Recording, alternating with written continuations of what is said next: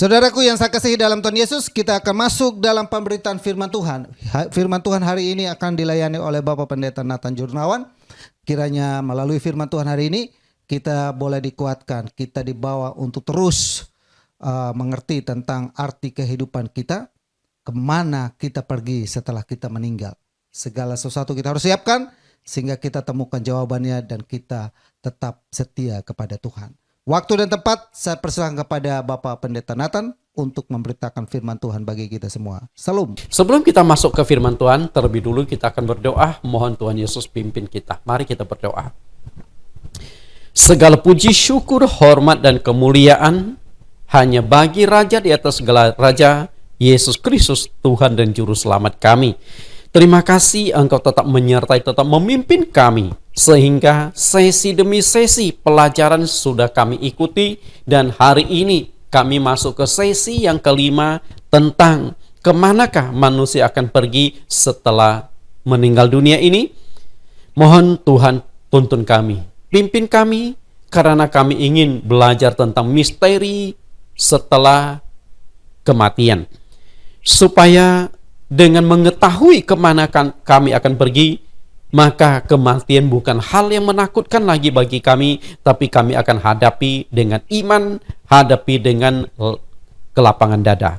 Terima kasih Tuhan. Mohon pimpinan Roh Kudus untuk mencerahkan dan juga menerangkan kebenaran ini. Di dalam nama Tuhan Yesus kami telah berdoa. Amin. Seperti yang saya katakan tadi, bahwa mengenal hidup manusia ini adalah satu tema besar. Nah, kemudian dari tema ini saya bangun lagi menjadi 6 subtema atau judul. Yang pertama, dari mana asal-usul manusia? Yang kedua, nenek moyang manusia jatuh dalam dosa. Yang ketiga, bagaimana solusi menyelesaikan dosa manusia? Yang keempat, apa makna dan tujuan hidup manusia? Dan yang kelima, kemana manusia akan pergi setelah mati? Dan yang keenam, pro dan kontra pembakaran mayat. Nah, pelajaran yang akan kita kupas pada hari ini adalah pelajaran yang kelima. Kemana manusia akan pergi setelah mati? Nah, ketika saya mempersiapkan materi ini, tanpa terasa ternyata terus berkembang, sehingga terpaksa saya jadikan 2 sesi pertemuan. Padahal rencana saya itu hanya 1 kali pertemuan, yaitu kemana manusia akan pergi selesai. Nah, ternyata setelah masuk ke dalam dunia roh, lalu kita gali dengan dasar-dasar ayat Alkitab, ternyata banyak misteri, banyak rahasia. Ketika saya kupas terlalu singkat, mungkin Bapak Ibu akan sulit menangkapnya. Jadi saya jadikan 2 kali pertemuan, hari ini tanggal 30 Mei dan juga minggu depannya, tanggal 6 Juni 2021. Oke, kita akan masuk ke dalam pembahasan kita. Kemana manusia akan pergi setelah mati. Dan yang akan kita kupas pada saat ini adalah bagian yang pertama. Oke, siap ya? Sudah? Katakan kepada teman Anda, keluarga Anda yang ada di samping Anda, Anda sudah siap berangkat? Kita akan kupas. Pada pertemuan awal sudah kita pelajari bahwa manusia itu dibentuk dari 3 unsur. Ini pelajaran lalu, tapi supaya terkoneksi, jadi saya ulang sedikit agar nyambung dengan bahan pelajaran ini. Manusia terdiri dari 3 unsur, ada tubuh, ada jiwa, dan ada roh. Okay. Nah, ketiga unsur inilah yang membentuk manusia secara utuh. Kita lihat dulu dasar ayat Alkitabnya tentang adanya ketiga unsur di dalam diri manusia. 1 Tesalonika 5 ayat yang ke-23.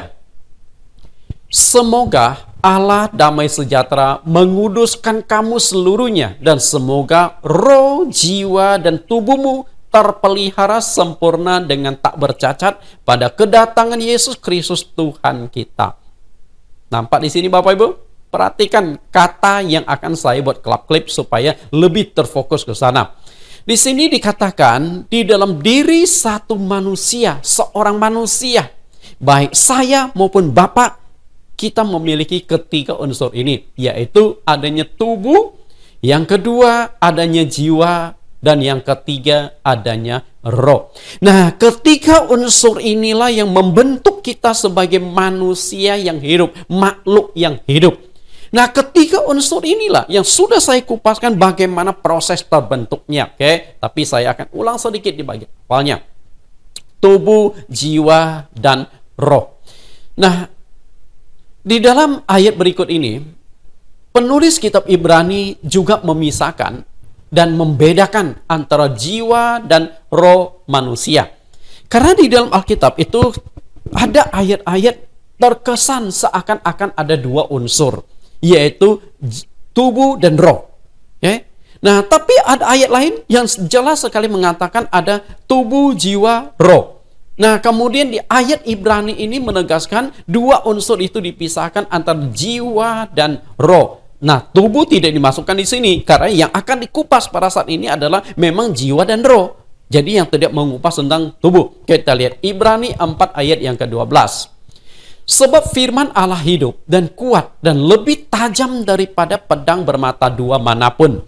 Ia menusuk amat dalam sampai memisahkan jiwa dan roh, sendi-sendi dan sumsum. Ia sanggup membedakan pertimbangan dan pikiran hati kita. Perhatikan kalimat yang saya cetak merah dan diberi garis bawah. Jiwa dan roh. Nah, jiwa dan roh ini di tengah-tengah itu ada kata dan, bukan atau. Kalau atau berarti jiwa dan roh itu menyatu. Dengan kata lain, jiwa adalah sebutan lain daripada roh. Tapi di sini dengan jelas dikatakan jiwa dan roh artinya memang ada dua unsur yang berbeda. Sama seperti sumsum dengan sendi adalah dua bagian tubuh yang berbeda. Karena ada kata dan itu. Bapak Ibu yang saya kasihi, nah jiwa, tubuh, jiwa, dan roh. Dari ketiga unsur ini, yang tampak atau yang kelihatan itu adalah tubuh jasmani yang terdiri dari kulit kita, tulang, lalu tulang ini dibalut lagi dengan daging. Setelah itu ada organ-organ tubuh. Ada jantung lah, ada hati lah, ada mata lah, kemudian ada paru-paru dan macam-macam organ-organ yang ada di dalam tubuh berdasarkan fungsi yang berbeda-beda. Oke. Kemudian ada urat, lalu ada syaraf, ada darah, dan lain sebagainya. Nah, inilah yang membentuk manusia secara utuh. Kalau kita mau uraikan satu bagian demi satu bagian, fungsi-fungsinya, kayaknya 2 hari pun tidak akan selesai dikupas. Dan itu bukan porsi atau bagian saya, tapi bagian ahli anatomi tubuh manusia. Nah, saya hanya mengupas secara garis besar tentang ketiga unsur ini. Dan ketiga unsur ini mulai terbentuk adalah ketika Allah menciptakan manusia. Tuhan Allah itu membentuk postur tubuh manusia. Nah, setelah postur tubuh selesai dibentuk, itu masih tanah, Bapak Ibu. Masih materi. Setelah itu Allah hembuskan nafas hidup ke dalam tubuh itu sehingga dia menjadi makhluk yang hidup. Dan ketika Allah menghembuskan nafas hidup ke dalam tubuh manusia itulah, maka saat itu pula Allah memasukkan dua unsur, ada jiwa dan ada roh. Nah, yang tampak, yang kelihatan itu adalah tubuh. Sedangkan yang tidak kelihatan itu adalah roh dan jiwa. Namun, walaupun tidak tampak, kita bisa buktikan adanya roh manusia di dalam tubuhnya. Oke? Sesuatu yang tidak tampak bukan berarti tidak bisa dibuktikan. Setuju Bapak Ibu? Banyak hal yang tidak tampak, tapi kita bisa buktikan keberadaannya, seperti angin.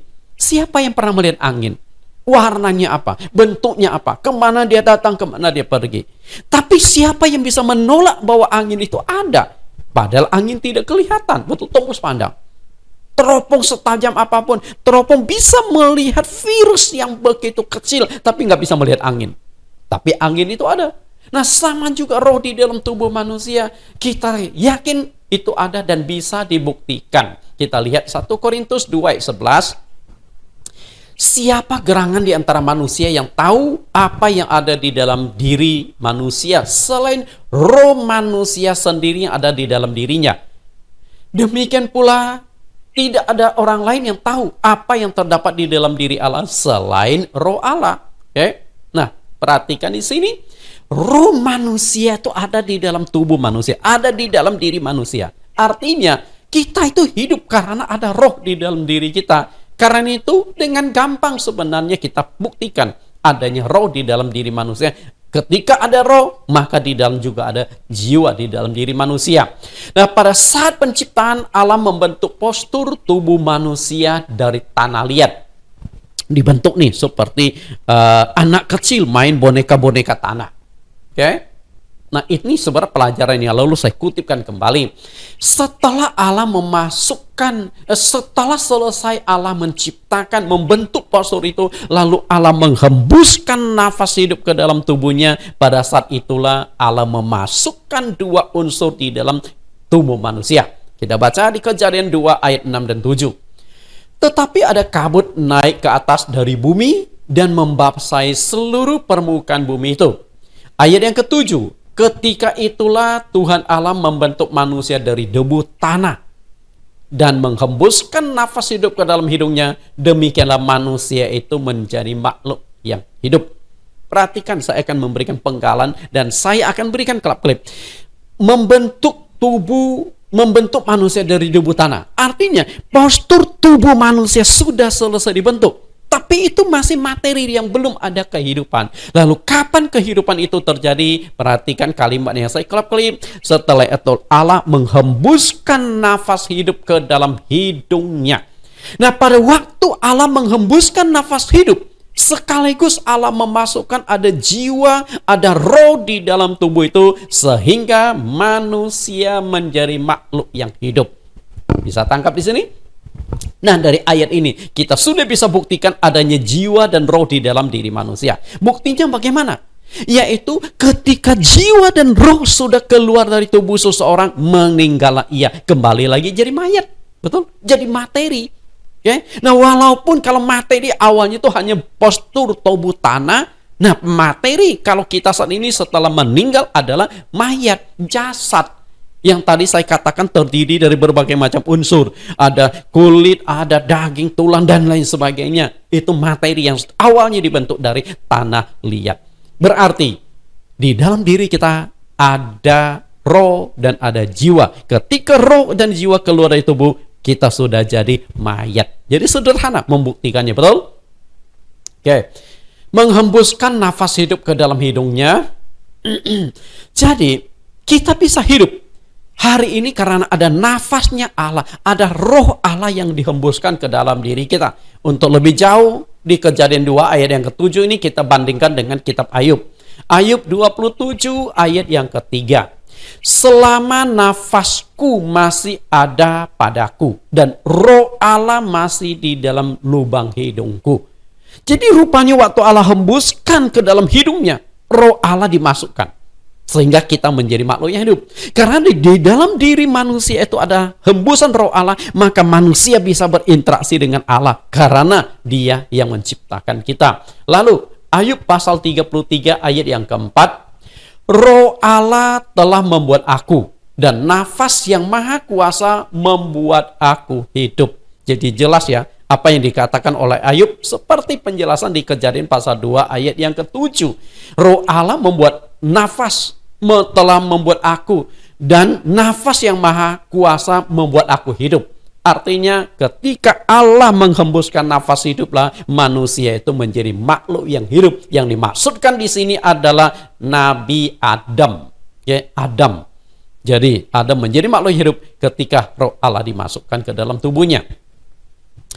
Berarti mudah sekali bagi kita untuk membuktikan apakah dalam diri manusia itu ada roh atau tidak. Buktinya adalah ketika roh itu keluar dari tubuh, maka manusia akan kembali menjadi tubuh jasmani tanpa kehidupan. Hal ini jelas sekali dikatakan oleh penatua Yakobus di dalam Yakobus pasal 2 ayat yang ke-26. Kita lihat apa yang dikatakan Yakobus. Sebab seperti tubuh tanpa roh adalah mati, demikian juga iman tanpa perbuatan adalah mati. Nah, kalimat pertama yang dikatakan oleh Yakobus, tubuh tanpa roh adalah mati. Jadi begitu roh keluar dari tubuh kita, maka kita mengalami kematian. Kita menjadi mayat. Berarti yang menghidupkan tubuh jasmani kita adalah roh yang ada di dalam diri kita. Bisa tangkap Bapak Ibu ya? Nah, karena saya sedang menguraikan ketiga unsur itu. Ada tubuh, ada jiwa, dan ada roh. Nah, roh itulah yang menghidupkan tubuh jasmani. Lalu jiwa, kemana? Jiwa, perannya seperti apa? Nah, kita akan kupas di bagian bawah di sini. Harap Bapak Ibu bisa ikuti sampai selesai karena ini sangat menarik. Karena mengupas, mengungkapkan suatu rahasia tentang kehidupan manusia. Khususnya setelah kematian.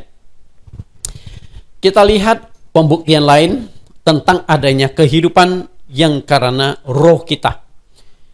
Lukas pasal yang ke-8 ayat 52 sampai 53 dan ke bawahnya.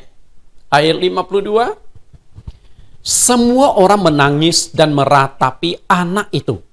Akan tetapi Yesus berkata, jangan menangis. Ia tidak mati tetapi tidur. Mereka ayat 53, mereka mentertawakan dia karena mereka tahu bahwa anak itu telah mati. Perhatikan kata yang ingin saya tekankan di bagian ini. Anak itu telah mati. Oke, telah mati. Kenapa anak itu mati? Ya mungkin karena jatuh sakit atau apa. Oke, meninggal. Penyebab yang meninggal adalah rohnya keluar dari tubuh. Nah, kalau rohnya itu masih ada di dalam tubuh, berarti dia belum mati. Mungkin sakit berat, sakit keras. Oh iya betul. Tapi yang menyebabkan dia menjadi mayat, mati, karena roh itu keluar dari tubuh. Penyakit itu hanya sebagai media yang mengakibatkan roh itu keluar dari tubuh. Nah, lalu bagaimana tindakan Tuhan Yesus untuk menghidupkan anak ini? Kita lihat ayat selanjutnya. Ayat 54. Lalu Yesus memegang tangan anak itu dan berseru katanya, hai anak, bangunlah.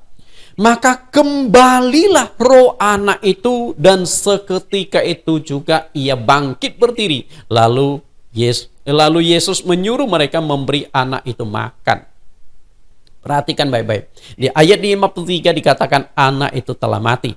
Karena rohnya keluar dari tubuh. Nah, tindakan yang Tuhan Yesus lakukan adalah mengembalikan roh anak itu. Perhatikan kata yang kedua. Maka kembalilah roh anak itu. Artinya, roh yang sudah keluar dari tubuhnya. Karena Yesus adalah Tuhan, Yesus adalah Allah, dia punya otoritas. Roh yang sudah keluar dari tubuh, kita kan nggak tahu kemana ini rohnya, oke? Tapi Tuhan tahu. Dia ambil kembali. Dan saya yakin itu roh anak itu nggak mungkin roh yang lain lah, oke? Roh anak itu ditarik lagi dari dunia roh, dimasukkan ke dalam tubuhnya. Begitu dimasukkan, langsung seketika itu juga ia bangkit berdiri. Artinya, begitu roh itu masuk kembali ke dalam tubuh, dia hidup kembali. Nah, inilah yang membuktikan bahwa di dalam diri manusia itu ada roh. Walaupun orang-orang ateis itu tidak percaya, tapi fakta ayat ini kan sudah sangat jelas bahwa manusia bisa hidup karena ada roh di dalam dirinya. Sedangkan orang ateis tidak percaya adanya roh itu. Oke. Suatu saat kita pasti mati. Siapapun Anda, sehebat apapun Anda, sekaya apapun Anda, setinggi apapun jabatan Anda, baik di masyarakat maupun di negara, suatu saat tanpa kecuali kita akan mati. Bukan hanya akan, tapi pasti mati. Kalau akan itu masalah waktu, kalau pasti itu berarti tidak bisa dihindari. Karena kematian itu adalah ketetapan Allah. Artinya manusia tidak mungkin melawan apa yang sudah ditetapkan oleh Allah. Oke? Tidak bisa menghindari apa yang sudah ditetapkan oleh Allah. Ibrani 9 ayat 27. Dan sama seperti manusia ditetapkan untuk mati hanya satu kali saja, dan sesudah itu dihakimi. Jadi jelas ya, kematian adalah ketetapan Allah. Dan ketetapan Allah itu hanya berlaku satu kali untuk semua orang. Kecuali kasus tertentu. Misalnya anak tadi yang meninggal. Tuhan kembali berikan kesempatan dia hidup. Artinya dia mengalami kematian pasti 2 kali dong. Kematian pertama sudah terjadi, Yesus bangkitkan lagi. Dan suatu saat anak itu akan bertumbuh besar menjadi tua dan pasti meninggal juga. Tapi secara umum, secara universal, lepas dari konteks kasus khusus, semua manusia ditetapkan mati 1 kali. Karena manusia hanya memiliki 1 roh. Tidak ada roh cadangan. Nah, kematian itu merupakan akibat dari dosa manusia. Kenapa kita akan harus mengalami kematian? Penyebabnya adalah dosa. Lihat di Kejadian 3 ayat 19. Dengan berpeluh engkau akan mencari makananmu sampai engkau kembali lagi menjadi tanah. Karena dari situlah engkau diambil, sebab engkau debu dan engkau akan kembali menjadi debu. Dari debu kembali menjadi debu. Bapak Ibu. Nah, dari sini kita tahu ketika Allah menciptakan Adam dan Hawa, Allah tidak pernah menegaskan manusia akan mati. Nah, kapan kematian itu terjadi? Di dalam Kejadian pasal 3. Karena nenek moyang manusia melanggar firman Tuhan, memakan buah pengetahuan tentang yang baik dan jahat, maka sebagai kutukan, sebagai sanksi, sebagai hukuman, manusia akan mengalami kematian. Dari tanah kembali ke tanah. Jadi jelas ya, itu adalah akibat dari hukuman dosa. Kita lihat hidup manusia ini ada 2 tahapan. Kita lihat 2 tahap kehidupan manusia. Tahapan yang pertama adalah di dunia. Oke. Tahapan ini, saat ini sedang kita jalani, adalah tahapan yang pertama. Sedangkan tahap yang kedua adalah di akhirat. Jadi ada 2 tahapan ya. Nah, tahapan di dunia kita mengalami penderitaan. Tidak bisa kita pungkiri bahwa hidup di dunia itu memang penuh dengan penderitaan. Nabi Musa pernah mengatakan di dalam Mazmur 90 ayat yang ke-10. Masa hidup kami 70 tahun, jika kuat 80 tahun, dan kebanggaannya adalah kesukaran dan penderitaan. Sebab berlalunya buru-buru dan kami melayang lenyap. Hidup manusia cepat berlalu, penuh dengan penderitaan. 70-80 tahun yang paling menonjol itu adalah penderitaan. Setelah itu melayang lenyap, artinya sia-sia. Itulah gambaran kehidupan manusia. Nah, setelah itu kita masuk ke tahap yang kedua, yaitu akhirat. Oke. Kita menghadapi masalah lagi, yaitu adanya penghakiman. Seperti yang ditegaskan di dalam Ibrani 9 ayat yang ke-27.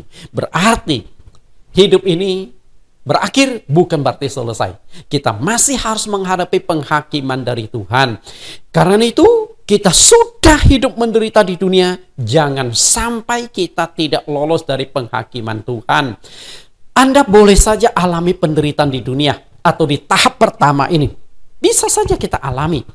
Engkau gagal di dalam bisnis, gagal di dalam rumah tangga, gagal di dalam pendidikan, gagal di dalam berbagai macam usaha. Boleh dikatakan ada hidupnya hancur-hancuran, menderita.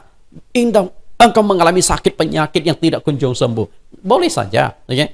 Namun, jangan sampai Anda mengalami penderitaan di tahap yang kedua, yaitu di akhirat. Kenapa saya katakan demikian? Karena penderitaan di dunia ini sementara. Berapa lama sih Anda hidup? 50 tahun? 100 tahun? Agaknya hari ini untuk mencapai umur 100 tahun itu sudah agak susah. Katakanlah Anda hidup 100 tahun, Anda menderita 100 tahun. Ini hanya waktu yang tentatif, waktu yang singkat. Tapi kalau engkau mengalami penderitaan setelah kematian ini, setelah engkau dihakimi tidak lolos, maka penderitaan itu selama-lamanya. Jangan sampai Anda tidak lolos dari tahap yang kedua ini. Oke. Hidup di dunia penuh dengan penderitaan dan air mata adalah hal yang biasa dan tidak bisa dihindari akibat dosa yang diperbuat oleh nenek moyang kita. Namun, engkau masih bisa mencegah agar tidak mengalami penderitaan di kehidupan yang kedua, yaitu di akhirat.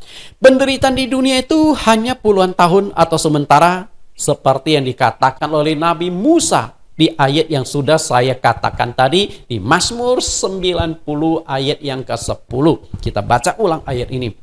Masa hidup kami 70 tahun dan jika kami kuat 80 tahun dan kebanggaannya adalah kesukaran dan penderitaan sebab berlalunya buru-buru dan kami melayang lenyap. Nah, inilah gambaran tentang penderitaan hidup manusia. Nah, dari ayat ini saya bangun suatu skema tentang perjalanan hidup manusia.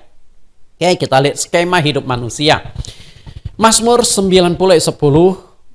Oke, kita coba bangun konsep ini. Hidup manusia itu seperti sebuah garis. Hidup manusia, siapapun Anda. Nah, garis kehidupan itu dimulai dari kelahiran. Dan suatu saat garis ini akan diakhiri dengan kematian. Siapapun engkau, seberapa hebat pun engkau, semuanya akan melewati garis ini. Lalu dari garis kelahiran sampai kematian kita isi dengan usia.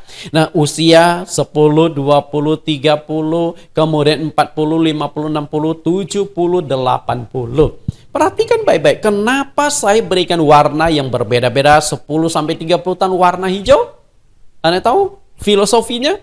Maksudnya adalah umur 10 dari kelahiran sampai umur 30 tahun mungkin masih lampu hijau. Lampu hijau artinya jarak dengan kematian mungkin masih jauh. Dengan catatan hidup Anda sehat, tidak mengalami musibah, bencana dan sebagainya. Ini alami lah, oke? Nah, ketika kita mulai menginjak usia 40 sampai 60, nah itu sudah lampu kuning. Karena di 40 fungsi organ itu juga sudah mulai menurun. Seiring dengan berjalan waktu 50-60 semakin menurun fungsi tubuh. Maka tidak heran sudah sakit-sakitan dan sebagainya. Kemudian suatu saat akan memasuki usia 70-80. Nah, ini adalah lampu merah artinya tidak lama lagi. Lalu di atasnya saya berikan tanda tanya setiap angka ini. Artinya kita tidak tahu kapan kehidupan ini akan berakhir. Seorang ahli filsafat dari Jerman namanya Martin Heidegger. Dia berkata, kelahiran adalah awal perjalanan menuju kematian. Artinya, begitu engkau dilahirkan, engkau sudah mulai melakukan satu perjalanan panjang menuju pada kematian. Nah, awal dan akhir hidup manusia itu penuh penderitaan. Kelahiran adalah air mata, kematian juga air mata. Karena itulah hidup manusia penuh dengan penderitaan. Kalau kita mau kalkulasikan berapa persen penderitaan dan kebahagiaan, mungkin sukacita hanya 20%, 25%, duka cita 75%. Ini gambaran hidup manusia. Oke. Nah, setelah mati bukan habis perkara. Hanya ada dua pilihan setelah kita meninggal. Pilihan pertama adalah sorga, pilihan yang kedua itu adalah neraka. Pilihan itu ada di tangan Anda masing-masing. Orang lain tidak bisa mewakili Anda. Orang lain tidak bisa memilih untuk Anda. Seperti yang dikatakan Ibrani tadi, bahwa setelah mati akan dihakimi. Nah, setelah dihakimi itu hanya dua tempat yang mungkin akan dituju, sorga atau neraka. Oke, jadi secara garis besar, Bapak Ibu sudah ada gambaran ya, sorga atau neraka. Manusia terdiri dari 3 unsur yang sudah saya katakan tadi. Ada tubuh, ada jiwa, dan ada roh. Nah, yang menjadi pertanyaan kita di sini adalah kemana perginya ketiga unsur ini setelah kita mengalami kematian? Kemana? Tubuh akan pergi kemana? Jiwa akan pergi kemana? Dan roh akan pergi kemana? Penasaran? Bukan hanya Anda yang penasaran. Saya juga penasaran. Makanya saya gali dan gali di Alkitab. Gali berdasarkan berbagai macam informasi. Sehingga walaupun tidak bisa memuaskan Anda 100%. Karena saya sedang berbicara dunia roh. Nah, yang namanya dunia roh kita hanya meraba-raba ini. Kita hanya coba mencari informasi di alam yang sulit sekali kita deteksi. Tentunya pencarian informasi di alam lain berdasarkan tuntunan Alkitab atau firman Tuhan. Karena itu, apakah penjelasan saya akurat 100%? Apakah penjelasan saya memuaskan Anda? Bukan pada porsi saya menilai, karena saya nggak bisa mengatakan penjelasan saya sudah pasti lengkap, sudah pasti konkret. Tidak bisa. Kembali lagi Anda bisa menilai masing-masing. Saya hanya memberikan pengetahuan-pengetahuan berdasarkan apa yang saya pahami di dalam kitab suci. Kita akan kupas kemana ketiga unsur ini akan pergi. Unsur yang pertama adalah tubuh jasmani. Tadi sudah disinggung bahwa tubuh jasmani karena diciptakan dari tanah, maka dia akan kembali ke tanah sebagai sumber manusia itu berasal. Lihat kembali Kejadian 3 ayat 19. Ayat ini sudah kita baca di bagian atas, tapi saya akan baca di bagian yang saya ketik warna merah. Engkau kembali lagi menjadi tanah, karena dari situlah engkau diambil. Artinya, manusia diciptakan dari tanah, dikembalikanlah ke tanah. Oke? Dari tanah, kembali ke tanah. Jadi unsur pertama kita sudah temukan ya. Lalu Pengkhotbah 12 ayat yang ke-7, dan debu kembali menjadi tanah seperti semula, dan roh kembali kepada Allah yang mengaruniakannya. Nah, dari sini unsur kedua dimunculkan. Tubuh jasmani kembali ke tanah, karena itu dari sana diambil.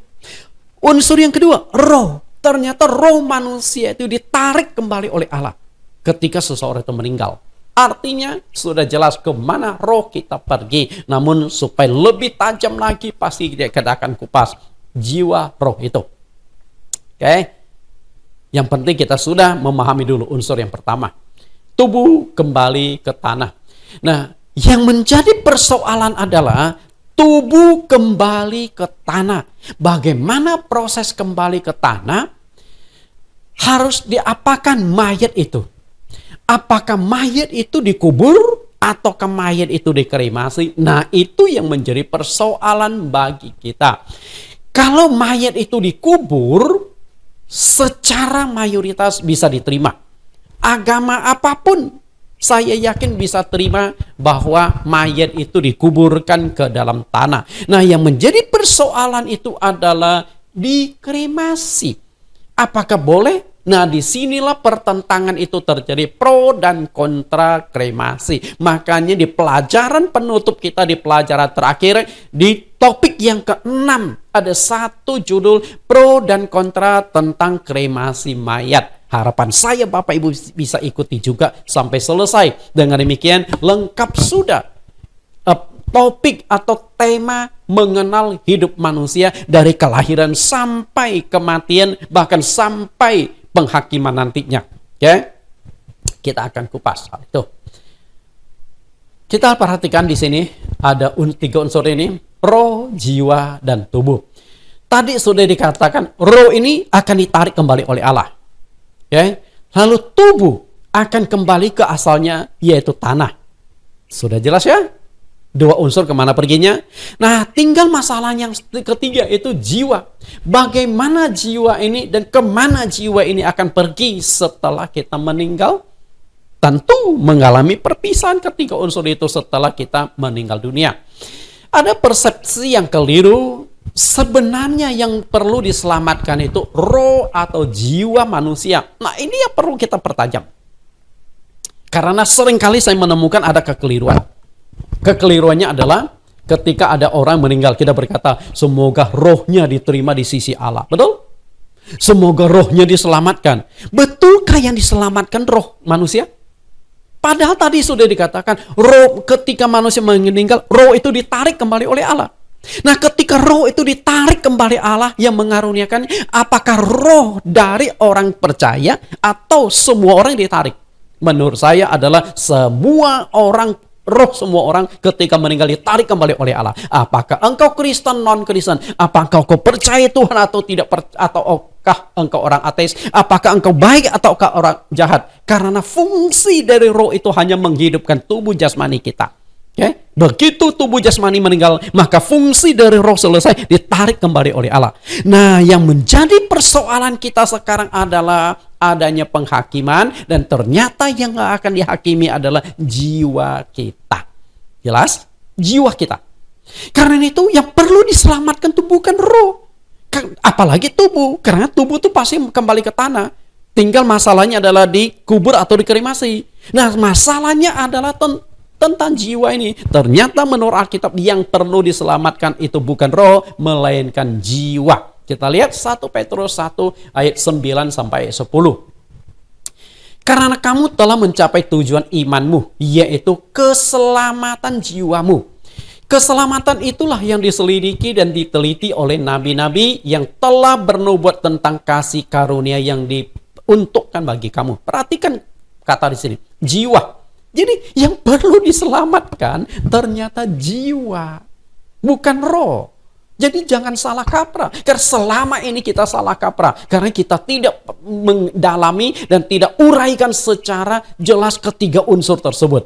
Oke? Kenapa saya katakan yang perlu diselamatkan adalah jiwa? Karena yang bisa dipengaruhi kejahatan itu jiwa, bukan roh. Nah, tubuh hanya menjalankan fungsi berdasarkan apa yang ada jiwa. Anda bisa senang, sedih, gembira. Itu kan jiwa, areanya jiwa. Ketika engkau, misalnya, ada orang yang jahat, membunuh dengan keji. Anda kan pasti mengatakan itu sakit jiwa. Betul? Karena jiwa ini bisa berbuat jahat. Kenapa Anda tidak katakan sakit roh? Ketika orang itu jahat sekali. Oh, itu orang sakit roh. Kenapa Anda katakan sakit jiwa? Karena di jiwa inilah unsur perasaan senang, sedih, enak, tidak enak. Semua itu ada di jiwa. Nanti saya akan uraikan lebih jauh. Nah, itulah yang akan dihakimi oleh Tuhan nantinya. Kita lihat ayat lain. Yakobus 5 ayat 20. Ketahuilah bahwa barang siapa membuat orang berdosa berbalik dari jalannya yang sesat, ia akan menyelamatkan jiwa orang itu dari maut dan menutupi banyak dosa. Sama, baik Rasul Petrus maupun penatua Yakobus mengatakan yang perlu diselamatkan itu jiwa, bukan roh. Bisa tangkap? Jiwa yang perlu diselamatkan. Karena apa? Jiwa itulah yang akan menghadapi penghakiman Tuhan. Nah, kita lihat di sini. Alkitab menegaskan bahwa setelah manusia mati akan menghadapi penghakiman. Ayat ini muncul lagi karena memang ayat ini unik. Menekankan tentang kehidupan setelah kehidupan berakhir akan menghadapi penghakiman. Ibrani 9:27. Nah, apanya yang akan dihakimi? Apanya akan dihakimi? Karena tubuh sudah kembali ke tanah. Dari tanah manusia diciptakan. Lalu roh ditarik kembali oleh Allah. Perhatikan kembali ayat ini. Pengkhotbah 12 ayat yang ke-7. Dan debu kembali menjadi tanah seperti semula dan roh kembali kepada Allah yang mengaruniakannya. Jadi ayat ini roh semua orang itu ditarik kembali. Karena fungsi dari roh itu adalah menghidupkan tubuh jasmani. Itu dia. Bisa tangkap? Artinya roh ini netral. Roh ini nggak bisa dipengaruhi yang jahat yang baik. Karena roh ini pelita, hanya menghidupkan tubuh jasmani kita. Nah, yang bisa dipengaruhi yang baik, dipengaruhi yang baik, yang jahat dan sebagainya itu ada di unsur jiwa. Jadi, roh manusia ditarik kembali oleh Tuhan.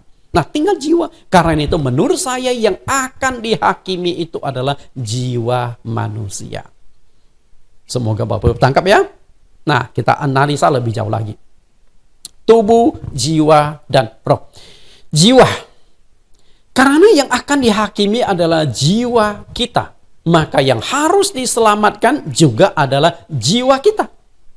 Bukan tubuh. Tubuh itu nggak mungkin diselamatkan lagi. Pasti berakhir kembali ke tanah. Roh juga milik Tuhan. Ditarik kembali oleh Tuhan. Perhatikan beberapa ayat berikut di bawah ini yang menjelaskan bahwa jiwa inilah yang perlu diselamatkan. Perhatikan beberapa ayat ini. Kita akan mengutip penjelasan Tuhan Yesus tentang tubuh dan jiwa. Matius 10 ayat 28. Matius 10 ayat 28. Dan janganlah kamu takut kepada yang dapat membunuh tubuh, tetapi yang tidak berkuasa membunuh jiwa. Kok di sini dikatakan jiwa yang dibunuh, bukan roh? Lalu, takutlah terutama kepada Dia yang berkuasa membinasakan baik jiwa maupun tubuh di dalam neraka. Jadi yang akan masuk ke neraka apa? Jiwa, bukan roh. Lihat baik-baik. Tubuh dan jiwa. Nah, tubuh dan jiwa di penggalan kalimat pertama itu menunjukkan jiwa yang ada di dalam tubuh jasmani ketika kita masih hidup di dalam dunia. Artinya ketika kita masih hidup di dalam dunia, di dalam diri kan ada 3 unsur ini. Ada tubuh, ada jiwa, ada roh. Nah, kita takut mengalami penderitaan fisik, tubuh jasmani. Takut dianiaya, takut disiksa, takut dibunuh. Karena apa? Karena sakit.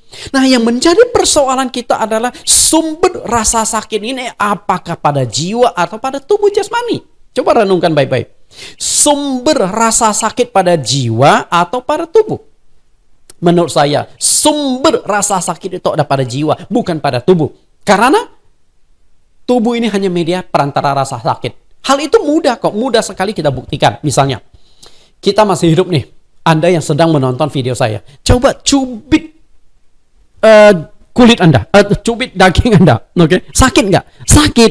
Karena apa? Ada jiwa di dalam diri Anda. Nah, kalau nggak, cubit tetangga Anda, mungkin istri Anda, suami Anda, atau anak Anda yang sedang sekeluarga menonton video saya. Cubit. Kalau dia teriak, berarti dia masih hidup. Oke? Nah, setelah itu maaf kata ya. Orang yang Anda cubit tadi mengalami serangan jantung 5 menit kemudian, meninggal. Coba Anda cubit, masih sakit nggak? Masih sakit nggak? Padahal baru berselang 5 menit. Ketika Anda cubit, itu sudah jadi mayat. Dia nggak akan rasa sakit lagi. Artinya apa? Media rasa sakit itu pada tubuh. Sumber rasa sakit itu pada jiwa. Makanya jiwa inilah yang akan dihakimi. Karena jika setelah mati tidak ada rasa sakit lagi, apanya yang mau dihakimi? Untuk apa lagi dihakimi? Betul? Karena itu begitu kita meninggal, tubuh jasmani sudah tidak ada rasa sakit lagi, tapi masih ada penghakiman. Nah, yang dihakimi bukan tubuh jasmani lagi, tapi jiwa kita. Lalu, jiwa yang kedua. Perhatikan jiwa yang kedua. Jiwa dan tubuh. Nah, ini berkaitan dengan tubuh rohani dan jiwa rohani. Artinya, setelah kita meninggal, tubuh jasmani kembali ke tanah. Tapi jiwa itu membutuhkan satu wadah juga, yaitu wadah tubuh rohani. Nah, waktu itulah kita akan menghadapi penghakiman Tuhan. Jadi jiwa itu nggak terbang sendiri, tidak. Dia butuh wadah. Jadi ada tubuh jasmani, ada tubuh rohani. Dan yang akan diselamatkan itu adalah jiwa kita. Nah, kalau nggak selamat berarti jiwa kita yang akan masuk ke dalam siksaan api neraka. Karena yang menjadi sumber rasa sakit itu ada pada jiwa kita. Karena itu, yang perlu diselamatkan itu menurut saya adalah jiwa kita. Karena tubuh jasmani pasti mati suatu saat. Sedangkan jiwa itu kekal, jiwa itu tidak pernah mati. Dia abadi, dia kekal selama-lamanya. Ketika dia masuk ke dalam api neraka, maka dia juga akan mengalami siksaan kekal. Wah, itu mengerikan nih kalau sudah berbicara siksaan kekal. Tuhan Yesus mengajarkan bahwa jiwa manusia adalah perasa. Berarti bisa dipengaruhi siskon, situasi kondisi. Bisa dipengaruhi yang baik dan bisa dipengaruhi yang jahat. Karena itulah yang akan dihakimi itu adalah jiwa kita. Tubuh itu kan nggak bisa dipengaruhi yang baik dan jahat. Karena tubuh ini hanya materi, hanya media untuk melaksanakan apa yang ada dalam jiwanya. Kalau orang itu jahat, jiwanya bermasalah. Tubuh ini yang melakukan kejahatan atas keinginan jiwa itu. Kita lihat, jiwa itu adalah perasa. Matius 11 ayat 29. Pikulah yang kupasang dan belajarlah padaku. Karena aku lemah lembut dan rendah hati dan jiwamu akan mendapat ketenangan. Perhatikan, jiwamu yang dapat ketenangan. Bukan rohmu. Karena roh itu yang menghidupkan tubuh. Jadi yang merasakan damai sejahtera, ketenangan, itu ada pada jiwa. Demikian pula yang merasa sedih, stres, putus asa, itu ada pada jiwa. Makanya kalau stres tidak bisa dikontrol, tidak bisa tidak bisa dibendung, akhirnya ujung-ujungnya orang itu sakit jiwa. Betul? Nggak dikatakan sakit roh, sakit jiwa. Kenapa? Jiwanya yang bermasalah tidak berhasil dibereskan. Lalu Matius 22 ayat 37. Jawab Yesus kepadanya, kasihilah Tuhan Allahmu dengan segenap hatimu, dengan segenap jiwamu, dan dengan segenap akal budimu. Segenap hati dan dipengaruhi oleh jiwa kita. Kenapa dengan segenap jiwa? Karena yang bisa punya perasaan itu ada pada jiwa. Saya mengasihi seseorang. Nah, jiwa dengan hati saya itu akan bekerja bersama. Misalnya saya mencintai seseorang, itu pada jiwa. Saya membenci orang itu juga pada jiwa. Misal pasangan suami istri. Ketika lagi jatuh cinta, happy, senang-senang, karena jiwanya itu lagi happy. Tapi setelah itu konflik, musuhan, sampai cerai, timbul kebencian, juga ada di jiwa. Oke. Penjelasan Raja Daud tentang jiwa. Kita lihat apa yang dikatakan Daud. Jiwa manusia adalah perasa. Karena itu jiwa seseorang sangat menentukan perasaan orang itu. Lihat Mazmur 16 ayat 9. Sebab itu hatiku bersuka cita dan jiwaku bersorak-sorak. Bahkan tubuhku akan diam dengan tentram. Perhatikan kaitannya. Dimulai dari hati. Hati dan dampaknya ke jiwa. Jiwanya bersorak-sorak. Karena yang bisa merasakan sukacita, happy, itu ada pada jiwanya. Nah, yang melaksanakan apa yang ada di hati dan jiwa itu adalah tubuh. Maka dikatakan tubuhku diam dengan tentram. Karena ketika hatimu tenang, jiwamu gembira, tubuhmu pasti tenang. Kenapa kita mengalami sakit tubuh jasmani? Karena jiwa kita bermasalah. Makanya Alkitab mengatakan, hati yang gembira adalah obat. Betul? Obat untuk tubuh jasmani kita. Karena itu kalau orang yang seringkali stres, sedih, itu tubuhnya gampang sekali jatuh sakit. Lalu, karena jiwa adalah perasa, maka bisa emosi dan bisa dipengaruhi. Sehingga jiwa itu bisa menjadi rusak, artinya melakukan hal-hal yang jahat. Lihat perkataan Daud lagi. Mazmur 35 ayat 16. Dengan fasik mereka mengolok-olok terus. Bagaimana rasanya orang diolok? Pasti Anda terpancing emosi dong. Kalau sekali diolok mungkin oke lah. Tapi berulang kali diolok, diejek-ejek, Anda marah nggak? Marah. Nah, ketika engkau marah seperti itu ada di jiwa, bukan pada roh Anda. Menggertakkan giginya terhadap aku. Bukan hanya mengolok, tapi mengejek dong. Kemudian ayat 17. Sampai beberapa lama Tuhan engkau memandangi aku. Artinya Daud ini berusaha menahan emosi. Tapi ketika dia menahan emosi, kebencian, kemarahan Daud sebenarnya juga muncul. Dia takut juga suatu saat dia meledak. Dan ketika emosi Daud meledak sampai membunuh orang yang mengejeknya, menggertaknya, maka selamatkanlah jiwaku dari perusakan mereka. Artinya jiwa Daud jadi rusak karena dipengaruhi oleh orang lain. Bisa tangkap? Nyawaku dari singa-singa muda. Artinya, ketika engkau sampai melakukan kejahatan kepada orang lain, artinya jiwamu rusak, jiwamu bermasalah. Ketika engkau benci orang lain, jiwa itu rusak, jiwa itu masalah. Apalagi kalau sampai engkau lakukan kekerasan, baik verbal maupun non-verbal, jiwamu itu bermasalah. Karena itu banyak orang tuh jiwanya bermasalah, sakit jiwa lah istilahnya, tanpa mereka sadari. Lalu sekarang kita lihat penjelasan Paulus tentang jiwa.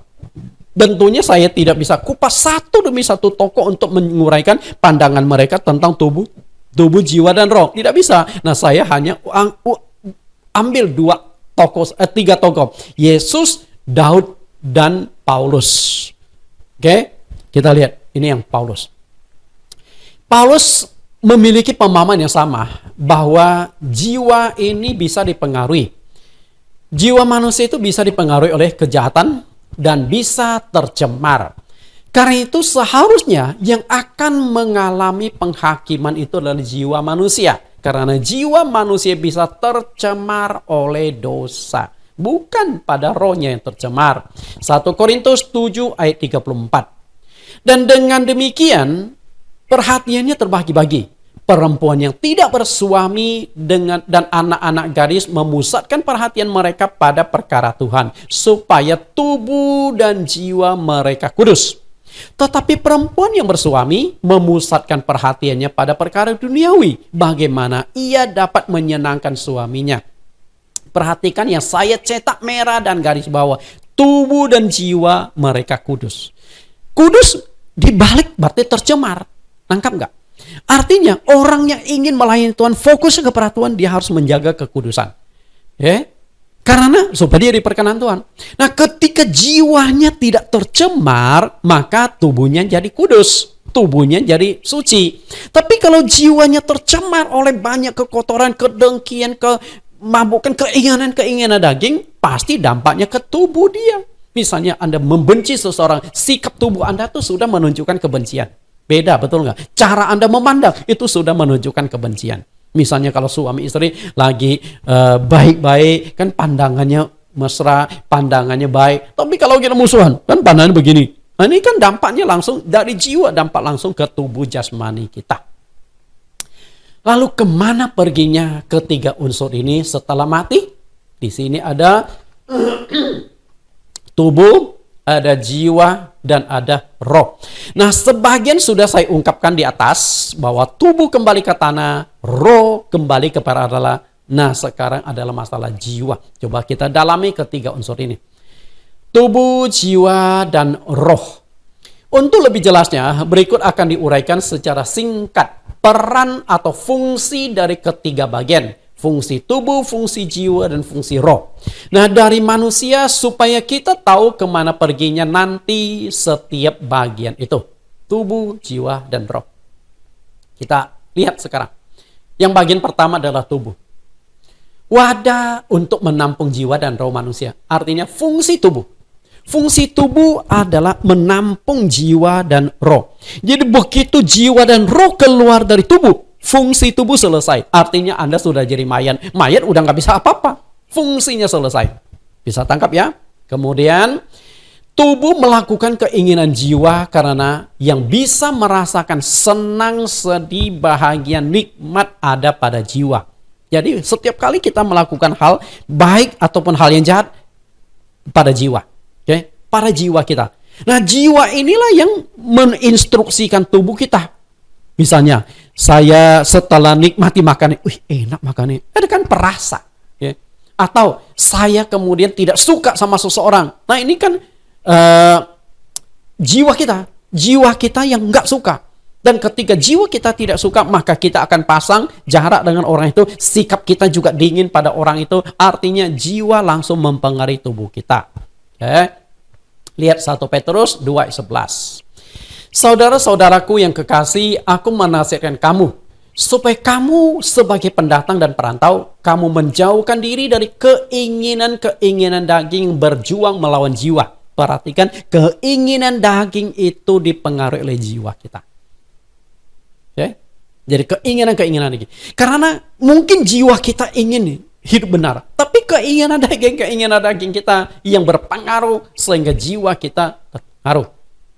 Lalu yang kedua, roh kita.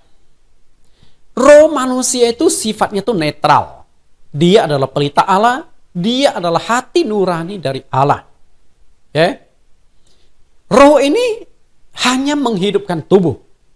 Dan begitu kita meninggal, tugas dari roh selesai. Ditarik kembali oleh Allah. Karena kita jadi mayat. Berarti roh ini hanya menghidupkan tubuh jasmani. Perhatikan kembali apa yang dikatakan Yakobus 2:6. Sebab seperti tubuh tanpa roh adalah mati. Artinya begitu kita selesai, fungsi roh juga selesai. Kita sudah mati. Bisa tangkap ya? Nah, rohnya kemana? Tadi saya sudah katakan ditarik kembali oleh Tuhan. Tinggal masalah yang ketiga, yaitu jiwa. Kita analisa tentang jiwa kita. Jiwa itu adalah perasa. Jiwa manusialah yang berperan sangat menentukan. Apakah engkau sedih, senang, menentukan juga apakah engkau jadi orang jahat atau orang baik. Kalau engkau jadi orang jahat sekali, maka disebut engkau sakit jiwa. Karena saking kejamnya, oke? Dan lain-lain. Itu ada pada unsur jiwa. Jiwa manusia bisa tercemar oleh kejahatan, perselingkuhan, keinginan daging, dan berbagai dosa yang diperbuat oleh manusia. Itu semua ada pada jiwa. Karena itu misalnya Anda sedang jatuh jiwa, jiwanya sedang jatuh cinta, jiwa Anda yang berperan di sana. Ketika Anda putus cinta, Anda stres, gila juga jiwanya, Anda sakit jiwa. Oke? Kemudian dari sini lalu kita lihat 1 Korintus 7:3-4 yang dikatakan oleh Paulus tadi, supaya tubuh dan jiwa mereka kudus. Jadi jiwa ini bisa tercemar. Nah, karena bisa tercemar oleh yang jahat dan sebagainya, keinginan-keinginan daging, perselingkuhan dan sebagainya, maka yang akan dihakimi adalah jiwa. Jadi jangan salah, Tubuh nggak mungkin dihakimi karena kembali ke tanah. Roh nggak dihakimi juga karena ditarik kembali oleh Allah. Dan jiwa itulah yang menghadapi penghakiman Allah.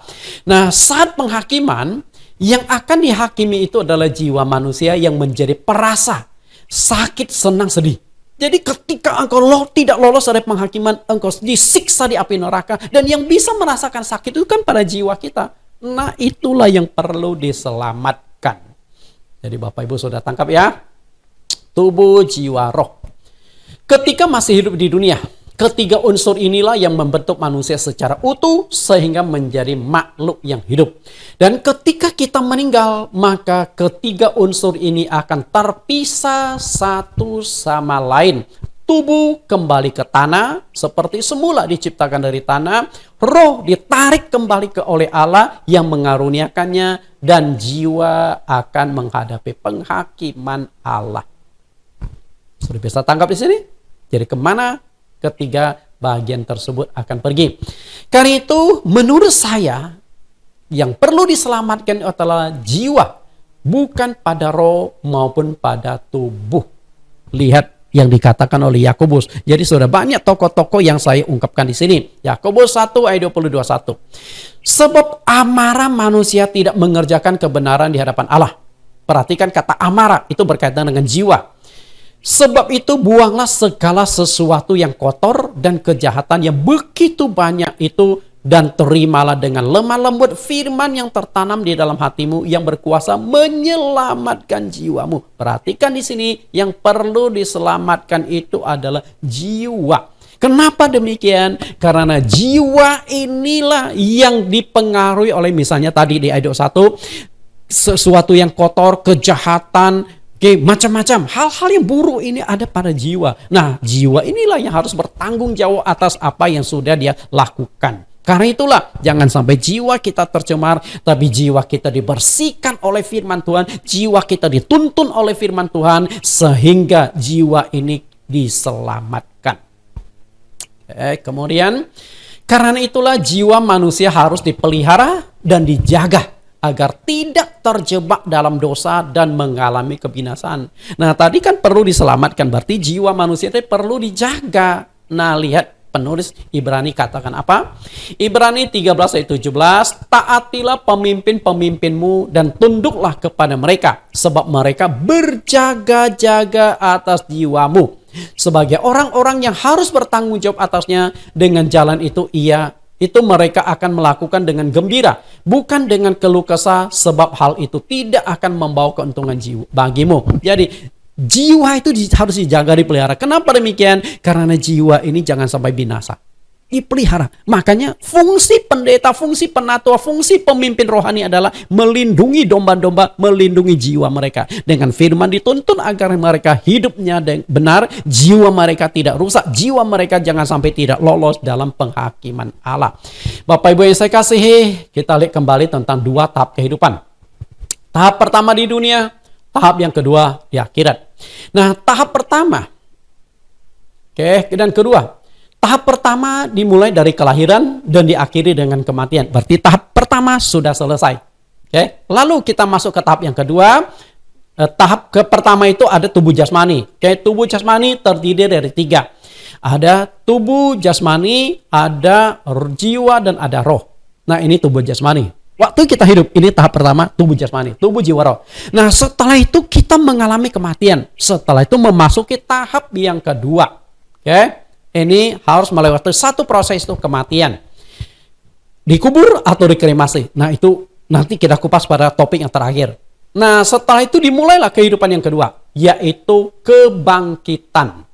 Nah, setelah dibangkitkan, lalu dimulailah kehidupan tahap yang kedua. Nah, di tahap yang kedua itu bukan 3 unsur lagi, tapi hanya ada 2 unsur. Nah, ini disebut tubuh rohani. Jadi, tubuh jasmani ada tubuh rohani. Nah, tubuh rohani inilah yang menampung kedua unsur itu. Apa itu? Roh, tubuh, dan jiwa. Rohnya kemana? Itu roh, tubuh rohani itu. Rohnya itulah yang menjadi wadah satu tubuh rohani. Jadi setelah kita mati, sudah tinggal dua unsur, tubuh, rohani, dan jiwa. Nah, di sini perhatikan ada tubuh jasmani, ada tubuh rohani. Kalau tubuh jasmani ada 3 unsur, tubuh rohani hanya 2 unsur, yaitu roh dan jiwa. Oke. Kemudian setelah saya uraikan, semoga Bapak bisa tangkap. Nah, karena bahan ini cukup panjang, jadi terpaksa saya akan kupas untuk kedua kalinya, yaitu bagian yang kedua. Saya berharap Bapak Ibu bisa ikuti sampai selesai, karena itu cukup menarik nih. Nanti sampai ke penghakiman seperti apa, kapan penghakiman, lalu setelah kita mati, apakah langsung penghakiman? Nah, itu semua akan saya kupas pada bagian yang kedua. Tuhan Yesus memberkati. Kita akan tundukkan kepala, kita akan berdoa. Segala puji hormat bagi kemuliaan Raja segala raja, Yesus Kristus namanya. Terima kasih Tuhan, Engkau sudah menyertai memimpin kami. Sehingga hari ini kami sudah belajar tentang kemana manusia akan pergi setelah mati. Dan hamba-Mu juga sudah mencoba menguraikan tentang fungsi dari tubuh, jiwa, dan roh. Dan kemanakah tubuh, jiwa, dan roh ini akan pergi setelah mati. Semoga penjelasan hamba-Mu bisa dimengerti oleh umat-Mu. Sehingga mereka memiliki gambaran yang jelas ketika mereka menghadapi kematian. Bukan sesuatu yang menakutkan lagi karena mereka tahu mereka akan pergi kemana. Terima kasih Tuhan. Demikian doa permohonan kami di dalam nama Tuhan Yesus. Amin. Ya, Bapak Ibu dan Saudara yang saya kasihi, saya percaya bahwa Bapak Ibu semua sudah menyimak tentang kebenaran firman Tuhan hari ini. Firman Tuhan hari ini mengajarkan kita tentang kemana kita pergi setelah kita mati. Dalam hidup manusia terdiri tubuh, jiwa, dan roh. Dan tadi Pak Nathan sudah jelaskan kepada kita, tubuh kemana? Tubuh ke tanah, roh kemana? Alkitab beritahu kepada kita, roh kembali kepada yang punya, yaitu Tuhan. Pertanyaannya, jiwanya kemana? Roh dan jiwanya bersama dengan Tuhan. Dan hari ini kita sudah mendengar suatu hal yang luar biasa, bahwa setelah kita meninggal ternyata masih ada penghakiman. Dan yang nanti dihakimi adalah jiwa, bukan tubuh tapi jiwa. Oleh karena itu Alkitab juga tadi udah bilang bahwa yang diselamatkan adalah jiwanya, bukan yang diselamatkan itu tubuhnya tapi jiwanya. Oleh karena itu kita sama-sama berdoa agar jiwa kita benar-benar terpelihara selalu ada dalam Tuhan Yesus, selalu setia kepada Tuhan. Bahkan tadi Pak Nathan sudah singgung satu ayat bahwa kami, jiwa itu perlu dijaga. Siapa yang menjaga? Ada Tuhan yang menjaga, dan kami sebagai hamba Tuhan pun menjaga. Untuk itu dalam kelas pranikah dan juga kelas prabaptis, saya selalu tekankan tentang tertanam di gereja lokal. Kenapa kita harus tertanam di gereja lokal? Karena di gereja lokal kita sebagai gembala Tuhan, sebagai hamba Tuhan, gembala sidang, kita menjaga jiwa-jiwa yang Tuhan percayakan.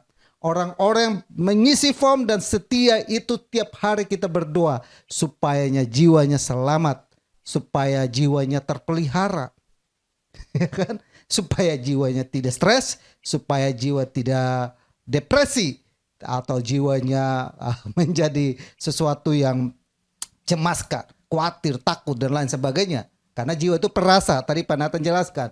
Oleh karena itu Bapak Ibu, saya berharap supaya kita semua diberkati lewat firman Tuhan yang ada. Saya atas nama pribadi dan juga semua jemaat dan pengurus GBI Double Silato Mantan mengucapkan banyak terima kasih kepada Bapak Pendeta Nathan yang sudah melayani kami dengan firman Tuhan. Tuhan Yesus memberkati pelayanan Bapak dan keluarga selalu. Maju terus sama-sama Bapak dalam pelayanan untuk kemuliaan nama Tuhan. Pengumuman Bapak Ibu, seperti biasa kita ada hari Senin ini, Senin sampai Jumat masih ada kelas pranikah. Karena ada satu pasangan yang akan diteguhkan pernikahannya. Oleh karena itu Bapak Ibu boleh dukung dalam doa agar kelas ini dapat berjalan yang baik. Saya mengucapkan selamat lahir baru bagi Bapak Bambang dan juga Bu Vivi. Buat Vivi yang sudah dibaptis pada hari Jumat lalu, yang dimana mereka sudah menerima Tuhan sebagai juru selamat dan mau hidup baru Dan terus dukung agar tanggal 6 mereka masuk dalam pernikahan yang kudus dapat berjalan dengan baik. Dan ada lagi yang membutuhkan pelayanan, yang membutuhkan dukungan doa, silakan WhatsApp saya. Nomor handphone, nomor WhatsApp ada di deskripsi yang ada. Bapak Ibu yang lain yang membutuhkan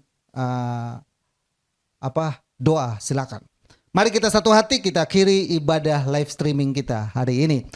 Bapa kami dalam surga, dalam nama Yesus segala puji dan syukur kami boleh naikkan kepada Tuhan. Kami berterima kasih buat kebaikan Tuhan, tuntunan Tuhan, penyertaan Tuhan, pertolongan Tuhan dan kuasa-Mu yang menyertai kami hari ini.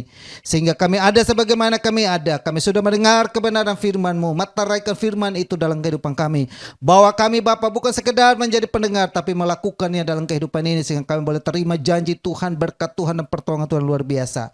Biarlah kami belajar Bapa untuk mempersiapkan diri ini, sehingga tubuh kami benar-benar disiapkan, bahkan jiwa kami dan roh kami, sehingga kami selalu kudus, hidup benar di hadapan-Mu, sehingga kami akan masuk dalam kerajaan-Mu, hidup bersama dengan Engkau. Orang yang mengenal Engkau, orang yang setia kepadamu, tidak pernah Engkau lupakan.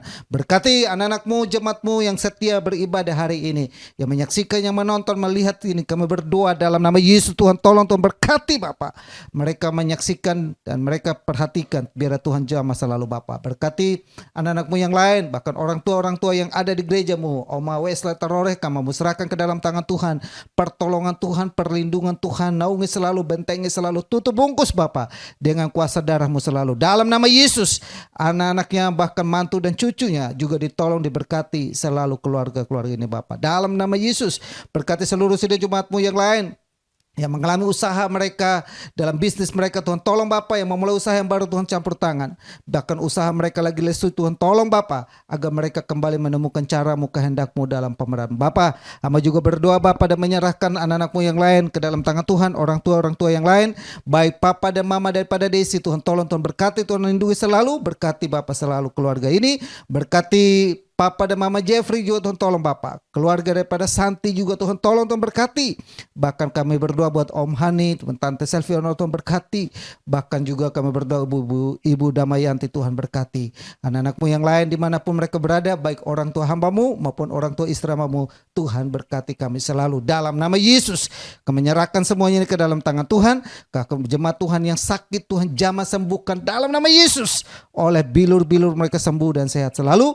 Papa dan Mama dari Christine dan Hendra juga Tuhan tolong, Tuhan berkati, Tuhan sertai Bapa dalam nama Yesus. Penyertaan Tuhan sempurna adanya di hidup kami.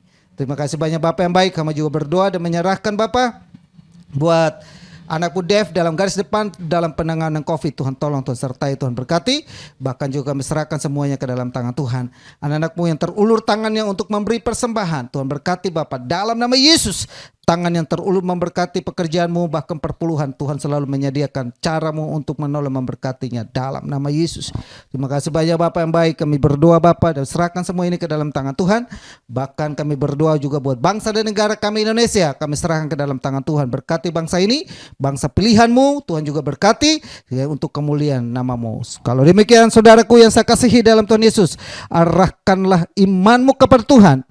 Dan kembali kita melakukan segala aktivitas kita dengan membawa berkat damai sejahtera dari Allah Bapa, kasih sayang daripada Yesus Kristus, persekutuan dan penghiburan Roh Kudus tetap tinggal menyertai kita mulai saat ini sampai Maranatha Tuhan Yesus datang kali yang kedua. Kami terima seluruh berkat Tuhan.